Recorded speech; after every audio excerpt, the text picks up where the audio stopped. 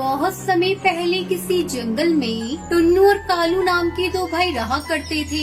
टुन्नू की पत्नी टुनटुनी चिड़िया बहुत ही सीधे और शांत स्वभाव की थी, लेकिन कालू की पत्नी टूनी बहुत ही मक्कार और कपटी थी। लंबी बीमारी के बाद टुन्नू की माँ की मौत हो जाती है। माँ घर में मरी पड़ी थी और टूनी जायदाद के लिए लड़ती है। सुन रहे टुन्नू, माँ जी खेत का बंटवारा किए बिना ही चल बसी, लेकिन तेरे भैया खेत का बंटवारा करना चाहते हैं। टूनी भाभी, आप ये क्या बोल रही हैं? अभी तक हम लोग एक साथ मिलकर फसल उगाते आए हैं। आगे भी हम दोनों भाई मिलकर खेती करेंगे। तब तक आप लोग कमेंट में बताएं 500 डिवाइडेड बाय 2 कितने होते हैं। अरे आप लोग भी ना ये क्या बातें लेकर बैठ गए। माँ जी की बॉडी घर में पड़ी है और आप लोगों को बंटवारे की पड़ी है, तो इसमें क्या बुराई है टुनटुनी? हमारे बच्चे होंगे, परिवार बढ़ेगा, इसलिए मैं और तेरे जेठ जी नहीं चाहते कि आगे कोई झंझट हो। कल ही गाँव के पंचों को बुलाकर बंटवारा कर लेंगे। भाभी, पंचों को बुलाने की कोई जरूरत नहीं। आप और भैया हमें जो देंगे वो हमें मंजूर होगा। अगले दिन कालू कौआ एक खेत और घर अपने हिस्से में रख लेता है और पहाड़ी के पास वाला बंजर खेत टुन्नू को दे देता है। टुन्नू, तू आज से ही खेत में जाकर रहना शुरू कर दे। ये घर मैं अपने पास रखूंगा। हो गया बंटवारा। अब तू अपनी पत्नी को लेकर यहाँ से चला जा। ये देखकर टुन्नू और टुनटुनी रोने लगते हैं। ठीक है भैया, हम यहाँ से जा रहे हैं। आपका फैसला हमें मंजूर है। टुनटुनी अपने पति के साथ खेत पर पहुँचती है। अब हम अपने खेत में क्या उगाएंगे जी? जेठ जी ने तो उपजाऊ खेत अपने पास रख लिया और हमें ये बंजर खेत दे दिया।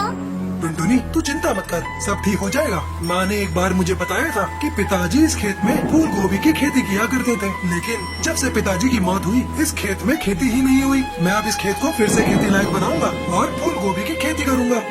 ठीक है जी, मैं आपकी हर फैसले में आपके साथ हूँ।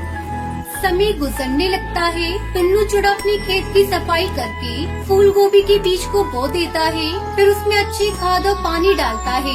अच्छी देखभाल से जल्दी टुन्नू के खेत में फूल गोभी की फसल लहराने लगती है और लहराती फूल गोभी की फसल को देखकर दोनों पति पत्नी बहुत खुश थे।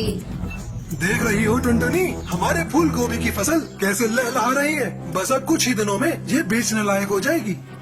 जल्दी वो दिन भी आ गया। टुन्नू चिड़ा फूल गोभी की फसल बाजार में बेच देता है और उससे मिले पैसों से वो अच्छी तरह अपनी जिंदगी बिताने लगते हैं। कुछ दिन इसी तरह गुजर गए। टुनटुनी 2 बच्चों की माँ बन गई। उधर कालू कौवे को शराब और जुए की लत लग जाती है। उसका घर और खेत सब बिक जाता है और वो गरीब हो जाते हैं। अब हम कहाँ जाएंगे जी? हम लोग तो घर से बेघर हो गए। हम दोनों ने टुन्नू और टुनटुनी के साथ बहुत बुरा किया। ये उसी की सजा मिली है हमें। अब तो हमारे पास कुछ भी नहीं बचा, ना घर ना खेत। अब हम लोग कहाँ जाएंगे, क्या खाएंगे? कुछ समझ में नहीं आ रहा है जी।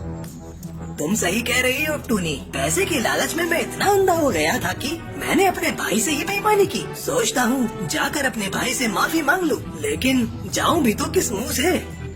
एक दिन टुन्नू चिड़ा अपनी पत्नी टुनटुनी के साथ बाजार जा रहा था। तभी उसकी नजरें भिखारी के जोड़े पर पड़ती है। अरे भैया भाभी, ये आप इस तरह रास्ते में भीख क्यों मांग रहे हैं? क्या बताऊं टुन्नू, मैंने तेरे साथ बेईमानी की थी। ये उसी की सजा भगवान ने मुझे दी है। तेरे जाने के बाद मुझे शराब और जुए की ऐसी लत लगी कि सारा घर बार उसी में बिक गया। दाने दाने को मोहताज हो गया था मेरे भाई। हर किसी का दरवाजा खटखटाया पर किसी ने मेरी मदद नहीं की। ऐसे में मैं क्या करता? भूखे पेट कितने दिनों तक जिंदा रहता? आखिर में मुझे भीख मांगनी पड़ी। टूनी चिड़िया के मुंह से तो कोई बात ही नहीं निकल रही थी। वो बहुत ही शर्मिंदा थी। भैया भाभी, मैं आप लोगों को इस तरह रास्ते पर भीख मांगते नहीं देख सकती। आप लोग हमारे साथ चले।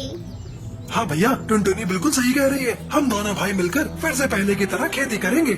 टुन्नू अपने भैया और भाभी को लेकर अपने घर आता है और फिर से अपने भाई के साथ मिलकर फूल गोभी की खेती करके खुशी खुशी रहने लगता है।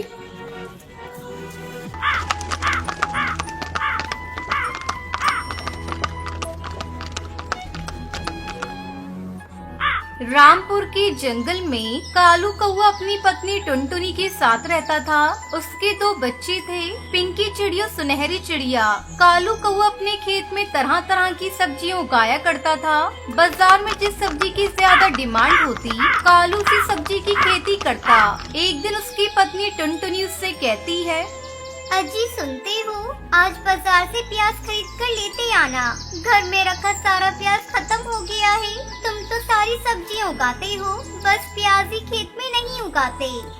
बस भाग्यवान, अब और कितना बोलोगी। खेत से आते समय प्याज खरीद कर लेता आऊंगा। मेरा भोजन एक पोटली में बांधकर मुझे दे दो। तब तक आप लोग कमेंट पे बताएं 78 इंटू 4 कितने होते हैं। कालू कौवा भोजन लेकर खेत पर चला जाता है। दिन भर खेत में काम करने के बाद शाम को वो बाजार जाता है। क्यों भैया, कितने रुपए किलो प्याज दे रहे हो? अरे कालू भाई, आज बाजार में प्याज का भाव 100 रुपए किलो चल रहा है। क्योंकि आप मेरे अपने हैं, इसलिए आपको 80 रुपए किलो लगा दूंगा मैं। बाप रे बाप, ये प्याज कब से इतना महंगा हो गया? मुझे तो पता ही नहीं चला। ऐसा करो भैया, मुझे 1 किलो प्याज दे दो। बिना प्याज लिए घर गया तो मेरी पत्नी आज मुझे भोजन नहीं देगी। कालू कौवा प्याज लेकर घर आता है। अरे ओ सुनहरी की माँ, ये लो प्याज। सब्जी में थोड़ा थोड़ा ही डालना, बहुत महंगे मिले हैं। सोच रहा हूँ इस बार मैं भी अपने पूरे खेत में केवल प्याज की खेती करूँ। अगर मैंने पिछली बार प्याज की खेती की होती तो आज मुझे बहुत अच्छा मुनाफा होता। मैंने तो तुमसे कितनी बार कहा था कि अपने खेत में प्याज की खेती करो। पूरे साल प्याज की डिमांड रहती है, क्योंकि बिना प्याज की कोई सब्जी अच्छी बनती ही नहीं। चाहे कितना भी महंगा हो जाए, प्याज तो सभी घरों में आता है। तुम्हारी बात सही है भाग्यवान, मैं कल ही शहर से प्याज के बीज खरीद कर लाऊंगा। अगले दिन कालू कौवा शहर से प्याज के बीज खरीद कर लाता है और अपने खेत में बिखेर देता है। 1 महीना गुजर गया। एक दिन टुनटुनी भोजन बना रही थी, तभी कालू कौवा वहाँ आता है। टुनटुनी, तुम्हारे पास कुछ पैसे हो तो मुझे दे दो। खेत में खाद डालना है और मेरे पास पैसे बिल्कुल भी नहीं है। मम्मी, मुझे भी पैसे चाहिए। स्कूल में टीचर बोल रही थी स्कूल फीस जमा करने को। अरे कहाँ से दूं मैं तुम सबको पैसे? मेरे पास जो थोड़े बहुत पैसे थे उसे तो मैंने घर खर्च में लगा दिया। अब मेरे पास ले देकर एक मंगलसूत्र है, मैं इसे किसी कीमत पर नहीं दूंगी। मेरी मानो तो तुम कहीं से उधार ले लो। बस कुछ ही दिनों की बात है टुनटुनी, तू मुझे अपना ये मंगलसूत्र कुछ दिनों के लिए दे दे। मैं इसको गिरवी रखवा कर खाद खरीदूंगा। फिर जैसे ही प्याज की फसल बेचकर पैसे आएंगे, मैं तेरा ये मंगलसूत्र तुझे वापस कर दूंगा। और माँ, मेरे स्कूल की फीस कब जमा करोगी? मैं स्कूल नहीं जाऊंगी। मेरी बच्ची, तू रो मत। मैं अभी रंगीली काकी के यहाँ जाकर कुछ पैसे उधार लाती हूँ, तेरी स्कूल फीस जमा कर दूंगी। टुनटुनी कालू कौवे को अपना मंगलसूत्र दे देती है। कालू कौवा मंगलसूत्र गिरवी रखकर खाद लाता है और अपने खेत में डालता है। जल्दी ही 2 महीने गुजर जाते हैं और प्याज की फसल पककर तैयार हो जाती है। दोनों पति पत्नी प्याज की फसल को देखकर झूम उठते हैं। कालू कौवा अपनी प्याज की फसल को शहर की मंडी में ले जाकर अच्छे दामों में बेच देता है। घर आकर वो टुनटुनी को सारे पैसे देता है। ये ले टुनटुनी, प्याज की फसल का मुनाफा, और ये रहा तेरा मंगलसूत्र। सबसे पहले मैंने फसल बेचकर तेरा मंगलसूत्र छुड़ाया। ढेर सारे पैसों को देखकर टुनटुनी चिड़िया बहुत खुश होती है। अब मैं इन पैसों से अपने सारे सपने पूरे करूंगी। इस तरह कालू कौवा प्याज की खेती करके खुशी खुशी अपने परिवार के साथ रहने लगता है।